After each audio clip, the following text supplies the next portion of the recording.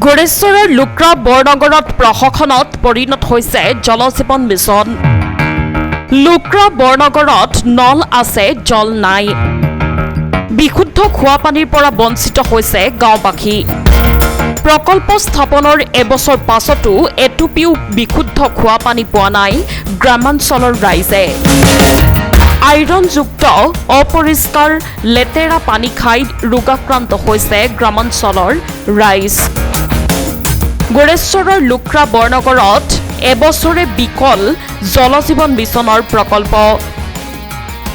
ঠিকাদাৰৰ গাফিলতি আৰু বিভাগৰ গুৰুত্বহীনতাত এতিয়া ধোঁৱাচাঙত উঠিছে জল জীৱন মিছনৰ প্ৰকল্প। চৰকাৰক অতি শীঘ্ৰে প্ৰকল্পটো কাৰ্যক্ষম কৰাৰ দাবী জনাইছে স্থানীয় ৰাইজে। এক বছৰ হ'ল আহি গৈছে, কিন্তু হেৰিগিলা পাতি থৈ দিছে, পানীখিনি পোৱা নাই।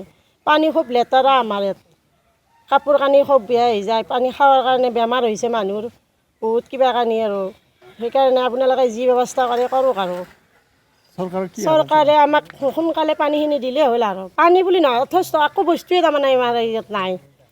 বহুত প্ৰব্লেম আৰু চব বস্তুৰে তাৰমানে লাইনো সেই থাকিও নাথাকা, পটককৈ গুচি যায়, পটককৈ আহে, সেনেকুৱা একোৱেই সুবিধা নাই আমাৰ। আমাৰ পানীটো একদম বেয়া, সেই দমকলৰ পানী খোৱাৰ কাৰণে মানুহবিলাক বেছিকৈ বেমাৰ আজাৰ বহুত হৈছে।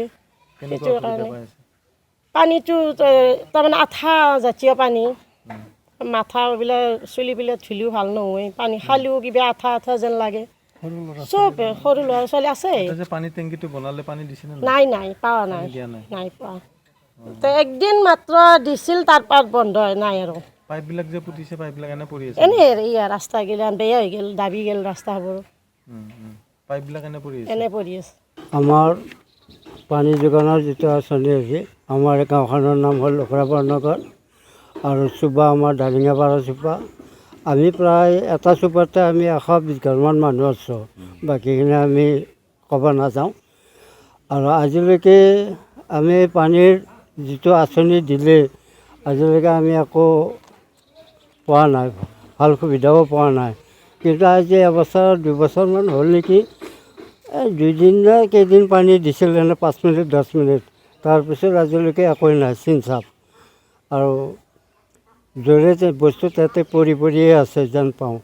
গতিকে চৰকাৰৰ ফালৰ পৰা আমাক পানীৰ সুবিধাটো ভালদৰে কৰি দিলে আমি নথৈ আনন্দিত হ'ম। আৰু আমি পানীৰ ফালৰ পৰা আমাৰ যিটো বেমাৰ আজাৰ, সেইখিনিৰ ফালৰ পৰা আমি ভাল সুবিধাজনক হ'ব বুলি আমি ভাবোঁ। আৰু স্বাস্থ্যৰ ফালৰ পৰা আমাৰ ভাল হয় যেন লাগে।